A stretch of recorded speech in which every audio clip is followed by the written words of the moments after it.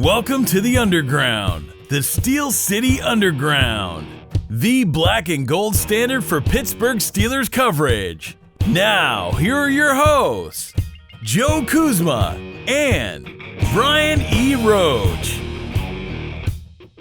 Hello, everyone, and welcome to another edition of the Steel City Underground podcast. My name's Joe Kuzma, and today I'm joined once again by my good friend, A1, Mr. Brian E. Roach. Brian, what's going on? It's a beautiful day in the neighborhood. A lovely day to be neighborly. Yeah, so one of the things most people may not realize, if they're not a Pittsburgh or Western Pennsylvania or within the whereabouts of, they don't realize that Fred Rogers, Mr. Rogers' neighborhood, that's a very Pittsburgh thing. Yes, it is. He's, native to the area. So, I mean, among other many famous celebrities, but for you to sing that, I think I had to just point that out just to do that. Whereas, they're making changes to Looney Tunes and everything like that. You don't have to make changes with Fred Rogers. He was always very pure. Although I heard some rumor that he had like combat kill tattoos down his arm, and that's why he always wore long sleeves. I think that's just a tongue-in-cheek thing. Though that would make him even more. That would really make him a Fred Rogers of grown-ass man, wouldn't it, Brian? Well, absolutely it would. It would make him a grown-ass man who would say things like, all right, I'm going to kill you, and I hope you have a nice day.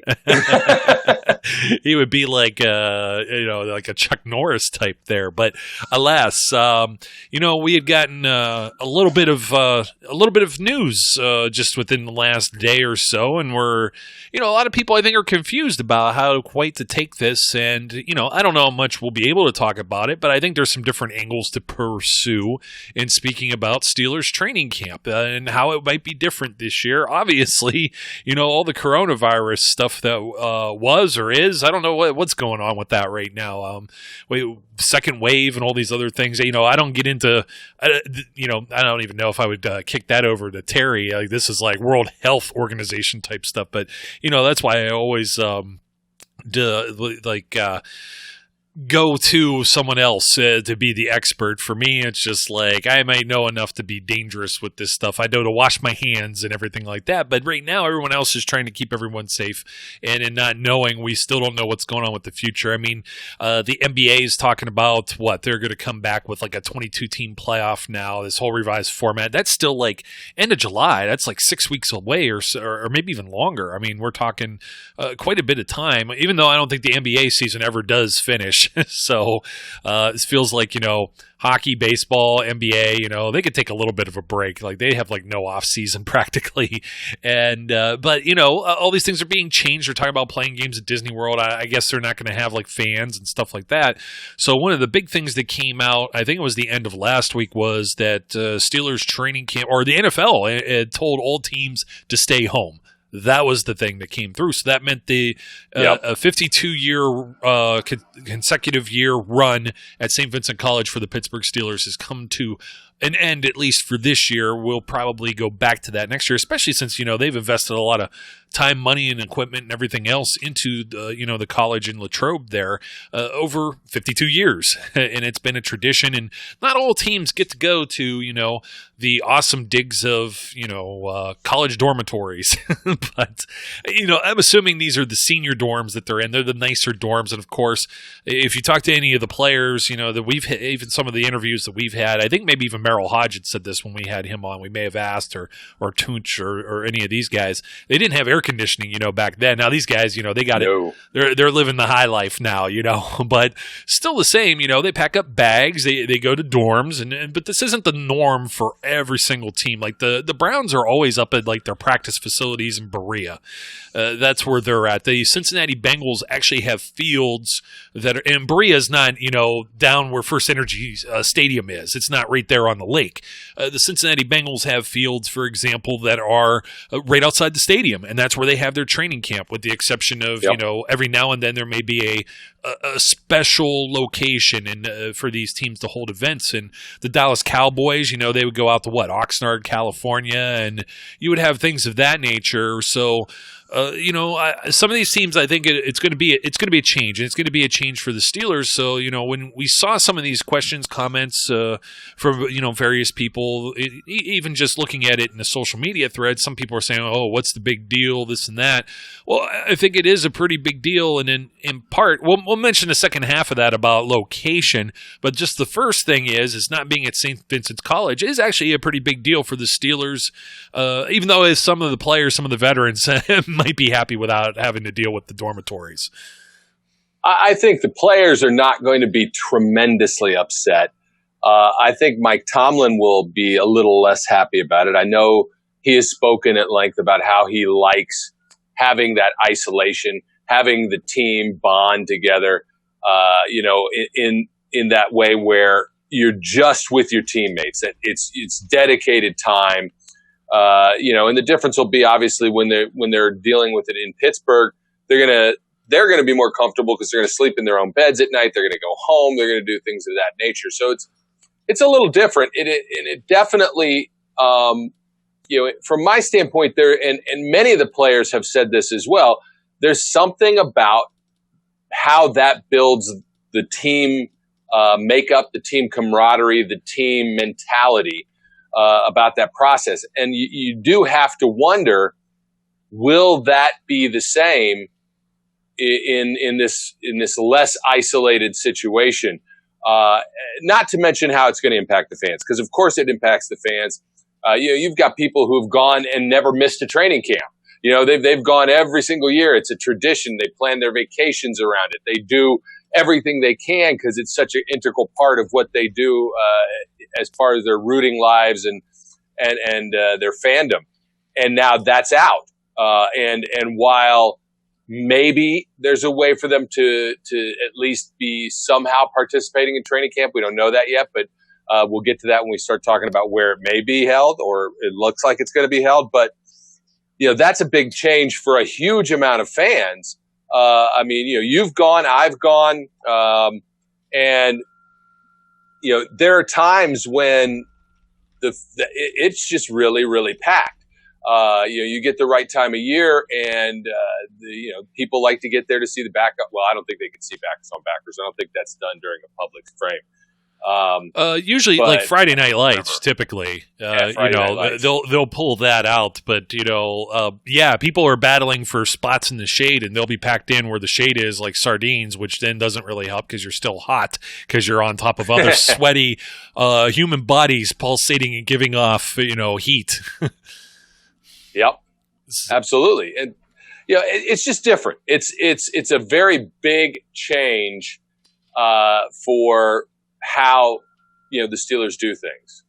Yeah, Brian, I think that some of this. I think one of the assumptions is will they sleep in their own beds? We really don't know. We're talking about the NFL presumably sending everyone home is so you don't have people sitting on the hillside, sitting in stands somewhere, packed like sardines, anything that could, spread any type of second wave of this coronavirus or, anything that could get people sick. It's about safety. And it's not about just safety of the fans, but also safety of the players because, hey, maybe the players come up after, they're practicing. They're sweaty too. They're out in the heat. It's July, it's August. And then, they're, handing off Sharpie markers or something. You know what I mean? So that'll be interesting. And one of the things that did come out, with this whole thing was the Steelers were exploring maybe having training camp at Heinz Field. And I know a lot of people, some fans may not even be aware that they went to Saint Vincent College. A lot of people may even not even be aware that they don't traditionally practice at all in Heinz Field. I'm assuming it costs a pretty penny to, put on the lights there, so to speak. And, I would think so. Yeah, and being in Western Pennsylvania, not to be any funny business or anything here, but there's certain unions and things of that nature too, where certain guys I think get paid just to flip a switch to turn the lights on too. So there's additional costs there that people aren't necessarily maybe privy to. You know what I mean? I've seen it happen with like trade shows and things of that nature, where even a former job that I used to work couldn't move an office desk chair without upsetting the apple cart, so to speak. It's to protect someone's work or someone's job and what they get paid to do. And, it's written in a contract, and there's not much you could do about that in some cases. So the Heinz Field thing is kind of a big to-do. I think some of that has to do with, we were talking about being packed like sardines. You go down the south side, and it's not that they don't have some room, but they share facilities with Pitt. And I think, there may be some logistics there and making sure they clean up, maybe keeping the college kids safe if the college kids end up having a season. We don't know what all is going on with that yet either, or whether it will be like a reduced season. Will it only be conference games and things of that nature? The NFL right now is still trying to just go full go. And I mean, they had great success with the NFL draft. There's no reason to believe that they can't maybe pull this off with the season as well. And they're going to get a little bit of a leg up by seeing what some of these other leagues end up doing, albeit, though, the NBA isn't getting going right away. I think the NHL may try to get a jump on everybody, maybe even Major League Baseball is talking about all these realigned divisions, and I imagine they're playing somewhere in warm weather and things of that nature too. But we know there's not going to be any joint practices, for example, no scrimmages, anything of that nature, so you're not going to have, the Buffalo Bills come down to Pittsburgh or vice versa. Not that they would this year anyways, because they play each other. Usually they don't do that in the same year, but like the Lions or somebody, you know what I mean? You've seen this happen in the past. I don't think it's happened in the last few years, and then it usually breaks out in a fight, which is always fun. But the Heinz Field thing is a pretty big deal, and it's going to keep the people who tend the fields, the grass keepers or whatever you want to call them. They're not landscapers. There's actual scientific. It's like calling not a cashier but a customer service rep. There's actually a real fancy term for that, and I don't mean to admonish or whatever the guys who plant all the grass seed and that, because there's a real science to it, and it could get real expensive. I remember there was which field was it? It was just one of the minor league parks, Washington, Pennsylvania. Washington Wild Things. They play, that's just outside of Pittsburgh. From downtown Pittsburgh, maybe a half hour, minor league baseball team. And I remember they used to have the Pittsburgh Riverhounds play there before the Riverhounds had Highmark Stadium, which is right downtown now, right there at Station Square. Great venue, too, if you've never been there. All kinds of sports play there, too. Football, high school football, stuff like that, too. But where they brought in the Columbus Crew to play the Riverhounds, they had a game that was there, and they said something that was like, I don't want to misquote this, but it was several $1,000s to cover infield dirt for the baseball diamond for one game, to play a soccer game with full grass, like several. Brian, I'm talking about like at least $5 or $6 grand, I want to say.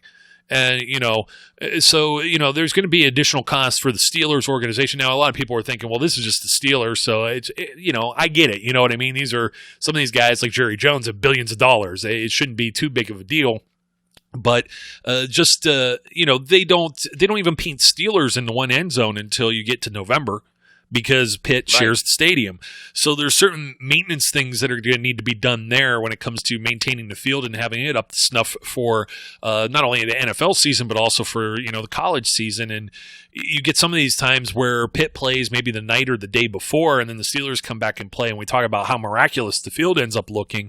So there are some things there that categorize that as a big deal.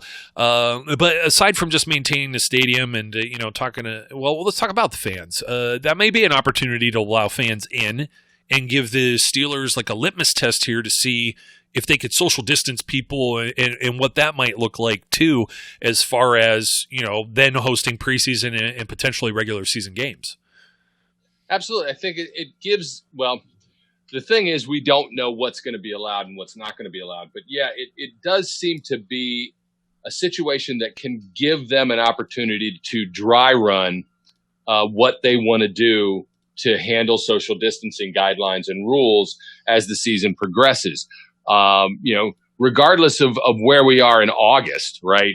At this point, most of the experts anticipate that as the weather starts to turn cold again, we could potentially have an upswing in cases and whatnot. And so the rules could change, but it does give them the opportunity to try and come up with ways to handle a means of social distancing. It also is not a bad way for them to help handle social distancing just amongst the players, because there is more room at Heinz Field than you would have at Latrobe within the locker room spaces, within the other areas, so that they could, even if they kept, for example, the defense and the offense in separate locker rooms. One was in the visitors and one was in the home, and they moved them back and forth. It gives you room to spread out a little bit and do different things, which provides some measure of safety for the players. In case somebody were to get infected, it's not going to, necessarily be necessary to spread to the whole team. But I'm interested to see how that is handled, because I think, the Steelers are very cognizant of the fact. Ooh, that was a good word. Yeah, great word. Cognizant of the fact that fans are heavily involved in the preseason of this team and have been for years. And it'll be interesting to see if making use of Heinz Field allows them to do something to keep the fans, invested in this process. Because I think it's probably important to them. I'm sure it's important to the fans, and it'll just be interesting to see how that goes. Well, part of my hunch with that, too, is what's better equipped to maybe, hook up a TV camera or two and live stream some of the practices as well if they are closed off. Heinz Field would be much better equipped for that. I would believe. I mean, they put up a wall on Southside, so you didn't have Bill Belichick's drones flying around out there. So, but aside from the fan service here and the fans and everything like that, this is a change for the players. Now, you had said something earlier about they get to go home to their own bed. We're assuming that some of this training camp stuff, it's from the time they wake up. Some of these guys are, working out first thing early in the morning. They're getting breakfast together. They're eating lunch together. They're going down to the field around 2:30ish usually for like a 2:55 start, 3 o'clock start. They're down there for 2.5, 3 hours. Some put in work afterward, and then it's like, well, where do you go after that? And now you have to accommodate not only, however many active players you would normally have, but you have 90 guys on a roster. So making light of that locker room situation, that locker room fitting that many guys in there is very difficult when you're dealing with the preseason and guys are doubling up in lockers and stuff like that. There's just not even enough stalls. It's still a decent sized locker room. And, I've been in the Cowboys locker room too, which is, it feels like more confined because it's almost compartmentalized. Great word, by the way. Yeah. And there's almost like corridors to it when then you have the showers and everything like that. But I'm sure guys are putting bags in showers and things like that if they need their space. So they may even like spill out into the halls there, the corridors, and even into the away team stuff. But they're not going to be able to keep their stuff littered there if there's any activity going on with Pitt. The college season would kick off sooner. And also if they host some preseason games and they have visiting teams come in too. So there's going to be a lot of, what do you want to say? I don't want to say turmoil. That's such a terrible word for this, but it's a lot of change, and it's going to be, on the fly. A lot of this, I think, it's trial and error. They haven't really encountered anything like this before, to my knowledge. They've had such a set regimen of things that were going on. Now you throw another layer onto this. And it's that they start earlier. They're supposed to start earlier because they were supposed to play in this Hall of Fame game.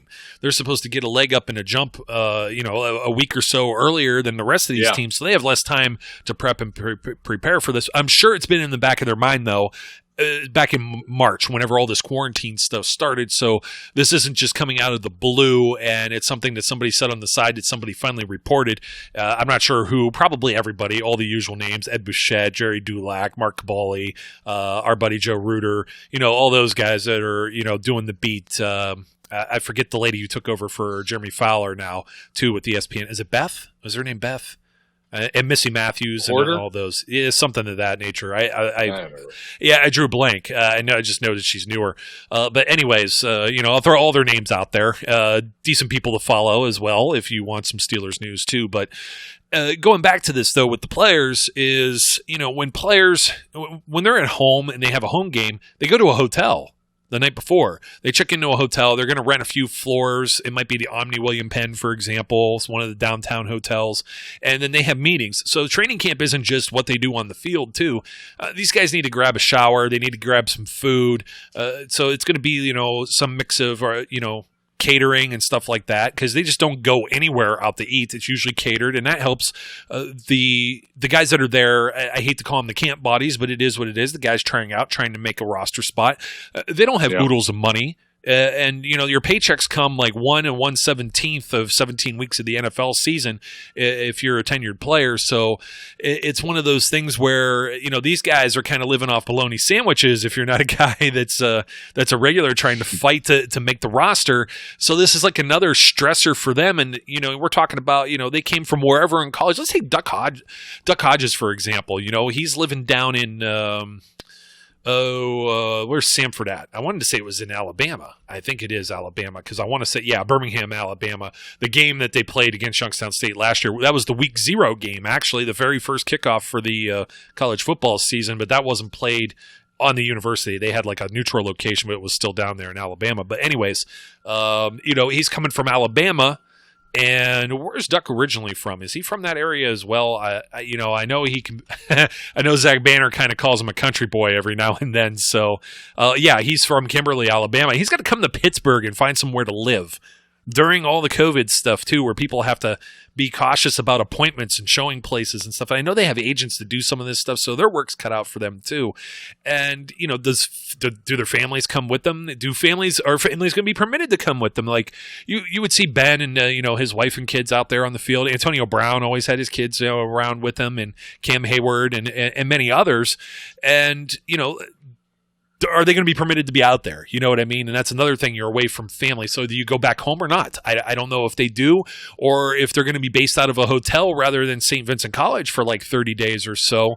And then, they're going to need conference rooms and things like that to run everything. And then the other thing on top of this, Brian, if you're doing social distancing, safety and everything like that, some of these guys pair up in rooms, the dormitories at Saint Vincent College, even when they're in the hotels, maybe too. There's only so many rooms you can rent in a place. Let's say in Jacksonville, Florida.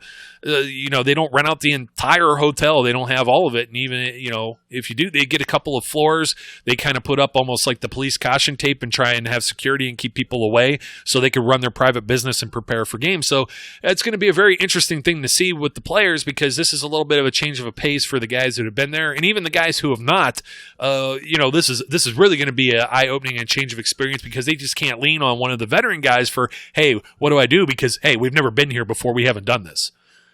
Right. Yeah. It is a different dynamic, and one that all of them are going to end up, basically learning from, because it's just not going to be the same as what they're used to. And when you think about all the stories that guys like Tunch have told us, and Jeff Reed and some of the other guys that we've had on the show about sneaking away and doing all these these things that they do at training camp, to break up the monotony. Well, is that going to be as prevalent here? Is it going to change, the environment to a certain degree where, now, is it as easy to sneak away, or is there even a need to sneak away? And as you said, you got guys who live in Pittsburgh. They're likely to be able to go home if they want, unless the team dictates, as you said, we're going to put everybody in a hotel and that's it.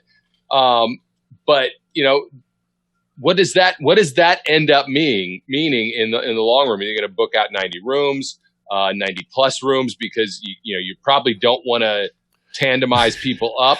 And then now I'm Cam Hayward, right? I'm the grown ass man. I can have a conjugal visit or two, and, because I'm in a room by myself. Not only that, I'm thinking Cam Hayward has to share a room with a coach, like he has to share it with Mike Tomlin or somebody, It wouldn't be Cam. I don't think Cam would be the bad apple. You'd have to find somebody who might have a little more fun than some of the others, or one of these young guys that may not be already, Well, not that we have to worry about that this year, but can you imagine if this was an Antonio Brown season? Oh, geez. Just you put him on the first floor in one of the handicap rooms, so he couldn't he couldn't hurt himself or someone else throwing stuff out the window, balcony windows or whatever. That could even still be something if a lot of these hotels, you don't have windows you could actually open on the outside, particularly if you're downtown Pittsburgh. All the doors. It's not like the doors are on the outside of the hotel. The doors are on the inside in the hallway and stuff like that. But I just think of like who used to do it? Was it Jordan Berry or it was Chris Boswell and D'Angelo Williams, and they filled like his room with balloons. It was his birthday every day because he was the older guy. Like, oh yeah, I remember that. Yes, you're going to miss out on some of that fun and some of those things. But I don't know. I don't know how much trouble they could get into. The other thing is, it's like I don't know how much room service or even restaurants in the hotel are operating and things of that nature. year. And on the flip side, I don't think you have to worry about any of like strip clubs or anything like that, because those things aren't operational at this point. You're not going to be able to get up and close and personal with any strippers. So maybe some of the young guys will get in less trouble. I don't know. There just wasn't a whole lot of vices out there in Latrobe. I mean, if you're lucky to get a hotel room if you go out to training camp, because there's so little, you have to drive out to Greensburg in order to be able to do anything. So, and some of these guys did, and there was maybe some things or some shenanigans you could do on campus, and you could, walk around for 5 miles in circles chewing bubble gum if you're Danny Smith. He's just going to have to do that maybe in downtown Pittsburgh now. And there's parks and stuff. There's small areas where they could frequent and everything. But once again, it's like you see one of these guys on the street, you're probably more recognizable in downtown Pittsburgh than they would be just out in Latrobe. I don't really know that either, because, on another social experiment there is if you have infinitely more people in Pittsburgh, hey, you might be able to, I think you would pick somebody like Ben, Cam Hayward out of a crowd, but myself, like, I don't know that I know what James Conner, you know him by the haircut, right? But right. James Washington, if he goes walking around, maybe even in Latrobe, I don't know, but if you saw Dan McCullers anywhere, you'd probably go, man, that guy must be a football player, one of the offensive or defensive linemen, you know what I mean? So as far as privacy is concerned too, I think it would be a little more private just out in Latrobe. And, some people that actually like live there, they might get bored with all of the extra traffic and everything else that goes on there, and they probably leave people alone because you get to a certain comfort level where you're likely to see them more often. And that might be true of if these guys do just go home, they get sent home. We don't know what the protocols and safety and stuff like that will be. And maybe they don't want them to go back with their families either, because let's just say, for example, one of these guys does come down with something. You don't want to bring that back maybe to your family. So you may keep it a very closed process too. There's just a lot of speculation, and we're, I guess, trying to cover all bases with what the heck could possibly go on here. I just know a few things. It's like they're talking about maybe limiting preseason games or eliminating like a week or two here or there. I know that moving from Saint Vincent College is going to be a big thing. We don't know the timeline. Are they getting rid of the Hall of Fame game? So there's all these different things with timelines and logistics, and is it going to be a hotel? And, does somebody else drive the players around in a little bus or one of those Ford Transit vans or something like that? Or do these guys drive their own cars? I don't even know what you do. Do you park there down at Heinz Field? It's going to be very interesting. And then what happens is you already have fans asking if they could wait outside the stadium, even if they're not permitted in, to try and snag and seek some autographs and stuff like that. And folks, I just don't think that's the wisest decision or the best avenue of doing that, at least with the current climate of way things are this year and trying to figure out what the heck is going on with the pandemic stuff. Yeah, it's going to be, regardless of what ends up happening, it's going to be a different environment for fans. You hope, as I said earlier, you hope the fans can be involved to a certain extent, even if it's just there to watch. But the likelihood that you're going to have, the fans crowded on top of each other. I mean, you and I have seen it. We had talked about even trying to go in there and get autographs, and neither one of us was willing to venture down into the mad mass and chaos of the fence that was down there at Latrobe. And you just say, I can't imagine that's going to be an acceptable process. Even with masks, even with everything else, you got people pushed up, bodies against bodies. Just doesn't seem likely that that's going to be allowed, nor is it as easily done at a place like Heinz Field as it would have been, in the fields of Latrobe. So it's still going to be a different environment for fans unless they decide to come up with a way to have a much more structured, organized signing process. But that feels very imposition-ish, and tough and hard to. That's a made-up word, by the way, imposition-ish. Yeah, it's still a great one, though. That just feels like it's a lot more difficult to manage, and it's unlikely. So I think, you might have something of a training camp experience that you can share and still, have, but it's not going to be the same. And I look out my window here, Brian, and this gives me another thought on all of this too, is it's pouring down rain. And, sometimes in Latrobe, and we've seen it too in Latrobe. In fact, one of the times me and you went, they actually moved down to the high school or one of the high schools, not the actual Latrobe Memorial Stadium where they host the Friday Night Lights, which I'm assuming is not a thing this year also, unfortunately. And, that's a huge fundraiser. They had about 12,000 people there. I think it was like 11,000, whatever. It was close to 12,000 people. I know it was a record amount of people last year, and it grows each year. And it's always been the best place for anybody to try and get up close and personal. The players are encouraged to be more fan-friendly, more fan-accessible at that specific event, whereas, it's kind of up to them, and they're kind of part of the grind, so to speak, when they're at Latrobe. So some might come out to the fence line, but there's just so many people. And, you talked about Mr. Big Checks. It still blows my mind, that he took a picture with my cousin's nephew, sat him on his lap, why is the little man crying and all this and that, and then you could go from that to zero to crazy, in such a short period of time. And he had signed so many autographs and seemed like just so, every time I was there, like so giving, of himself. And Right. it's just weird to see how those things change over a short period of time. Just a side note on all of that, but that's just kind of how this works. And the bigger stars sometimes, like the Ben or whatever, they're going to go off and do their own thing. Some of the younger guys are probably looking for more attention that they otherwise wouldn't get, or they realize this might be a once in a lifetime experience that they may never have another opportunity at doing, and so they're going to go and mingle with fans and things like that. And there may be no mingling whatsoever, but speaking of inclement weather, they usually go indoors in Latrobe. They have some indoor facilities. I know they have indoor practice facilities also, over on the south side, but that's a whole other change too, where, if a field gets tore up, if it starts raining in the middle of the practice, they keep going. There's no lightning or anything, any present danger where they would clear the fields. You can't go and tear up Heinz Field and then expect to go out there and practice on it the very next day. Very oftentimes, Right. they're going to have, 3, 4, 5 days in a row. Those first 2 weeks are very hectic. Sometimes they only get like a day or two break here or there. Some players may get a day on or off, but there's going to be cleats on that field constantly. So if you get any kind of downpour, it's like, do you miss getting some practice time in because you don't have another facility on the line, or where are you going to go? I mean, I'm just trying to think of some of the other local universities that might be able to open their doors to this too, or what they may have in terms of, whether they have artificial turf fields like the one high school did in Latrobe, where you could still get some outdoor practice in. You're still in the heat. You're breaking a sweat, or who has like some indoor facilities that you could go to as well. And there's no shortage of colleges in the Pittsburgh area. Not only did we mention Pitt already, but there's Duquesne. Duquesne has a field that's named after the chief, I believe. It's Rooney Field. Right. So, there's still a link there, even though, Pitt is most closely associated because they share a lot of facilities. You still have Duquesne. You still have Robert Morris isn't too far away, and several others where, it's a little more of a journey, but Seton Hill would have been closest to Latrobe, you know what I mean?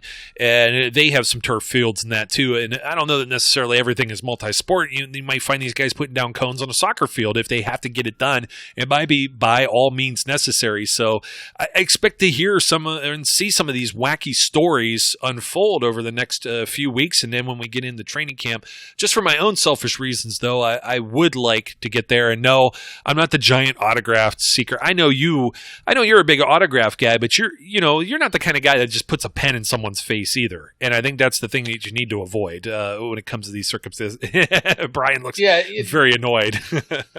Yeah, no, I very strongly believe that if I'm going to go out and get autographs, I'm not going to interrupt. To me, dinner events like what exist at Latrobe, right? To me, those kind of events are for the kids, right? Those are the kind of things where the kids get to go up and do their thing. If you want to act like a kid like me as a grown adult, pay your $50 and get your autograph. I'm not out there trying to, stock my eBay store by having 700 items in my arms and getting them autographed at Latrobe. That's just not the way I fly. If I want one, I'll wait until I can figure out how to get it.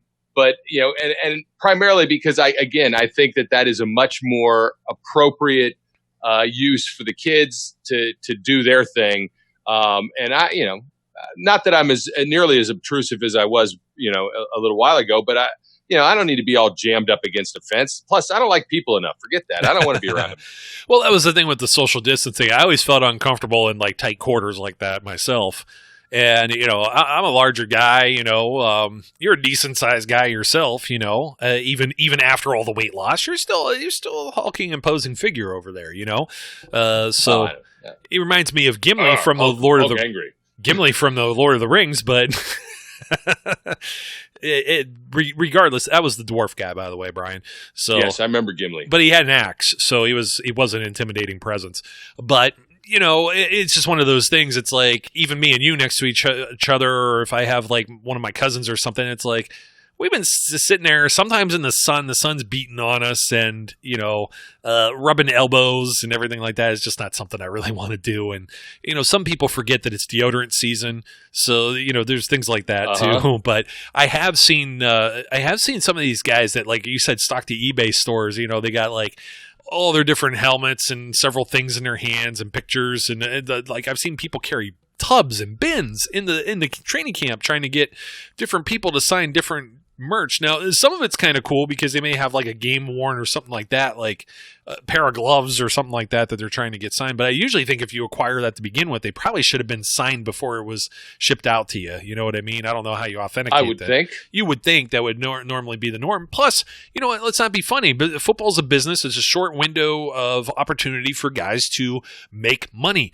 And some of these guys realize there's a value and a worth to putting their signature on any type of item. So you're not just going to get maybe a TJ Watt to just come right over, and I'm not singling him out and saying he doesn't, but he's not just going to come over and put his little Herbie Hancock on the on your helmet, because some of these guys, they think a little bit higher, or they hold themselves as businessmen.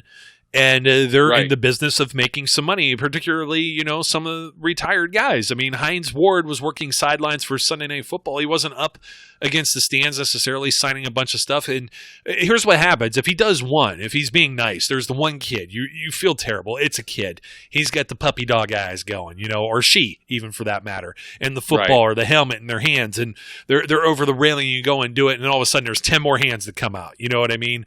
And that's the thing that people don't understand in some of these circumstances. It's just like it's a no-win situation for the athlete a lot of times. So sometimes there is a time and a place, and I guess the only reason we're really mentioning this is quite a bit of the hoopla, so to speak, around this is what's the fan participation going to be like. But I had to look at it from the player's perspective too, because just getting a decent meal and getting getting a hot shower, I had to bring all that into perspective, because there's even talks with, and you're aware of this. It's not football; it's the other football, but I do officiate a college sport, and there's a lot of discussion where some of these conferences have already gotten rid of, in the terms of soccer, they've gotten rid of conference postseason play, for example, or they're talking about trimming down to only conference play or only a third of their season. They're already talking, Brian, with us as far as referees, wearing masks when we enter the field. And then when you begin the game, obviously you don't run around with the mask. How the heck could you breathe with one? You know what I mean? So players aren't going to be wearing them, I highly doubt. And then that makes me wonder, too, if the NFL would try and put full plexiglass shields, not only like the Oakley things that cover the player's eyes, but let's get the face mask, too. That would be miserable, especially steam it up weather. And everything. That'd be terrible. Jeez. That would be crazy. You wouldn't be able to breathe. You know what I mean? And then more or less, like I was talking about weather, imagine the thing gets wet, too. It's just you need windshield wipers on it. So but yeah, they're talking about that with the masks on at halftime, masks on to leave the venue, and I'm just kind of like, all this goofy stuff. But the big one is that the actual institutions, the colleges that is, don't want to provide locker rooms for the referees. And I just kind of look at that like sideways, like, oh, well, hey, I don't even get to get a shower here or anything like that. So in terms of that, too, I think Heinz Field is a little more amicable to, or a little more friendly to help these guys. Because, if I have like a nice car, if I have like a Beamer that I put a lot of money into, and I'm one of these guys, I don't want to get into it stinky and sweaty and getting the leather all, gunked up and stuff like that. So it's just it's just another thing of being, you want to be comfortable. You want to make everyone comfortable and give them one less thing to worry about other than just doing their job and playing football. And we've talked, as callous as that sounds, that's what the agents try to do with these guys. When we've spoken with agents and had different people within that industry on here in the past, they try to make everything as easy as possible for the players, so they they can just focus on only doing that. I mean, they do their grocery shopping, they help pay their utility bills, you name it, just so it's like one less thing that they don't have to worry about because, God forbid, I go on my credit card statement in the morning and I see a double charge like I did, and now that's all that's in your mind for the day. No, they want you to think football. They want you to be able to excel and succeed at playing football. Not only does that have the best in mind for the athlete, but it's also the best, intentions for the agent too. Gets a percentage of whatever contract that athlete's going to end up getting at some point or what they're currently receiving. So you want to see them succeed, and it's all about setting up everyone to succeed. And I guess we'll see how the Steelers end up doing all of this. Yeah, like I said, I'm glad that it probably gives them some options. Being able to use Heinz Field gives them some options they may not have had otherwise. Trying to do it at the South Side would have been crazy, and there would have been no way fan involvement could have been handled at that point. So it'll be interesting to see how they take it, and maybe this is all speculation, and they'll just go, look, we couldn't figure it out. There is no fan involvement. But at least it's something I guess they could take into consideration. Yeah, absolutely. And, there's all the other things that you're going to end up missing out on, too. I mean, we talked about Friday Night Lights. Obviously, the big Fan Fest thing. Well, here's the other thing. The Fan Fest, when they had it, see, that's not like such a normal occurrence with the Steelers having that practice at Heinz Field. That began, like 2-3 years ago when they started doing that, maybe. And they charged an admission, too. So, it's not like it's expensive or anything, but, it's something that I think they do it just so they don't give out a bunch of free tickets and all the free tickets are allotted and then only half the people show up because it tends to be, what's the value of something if you don't pay for it? So, unfortunately, they put a little bit to it and it probably just helps, put the lights on, so to speak.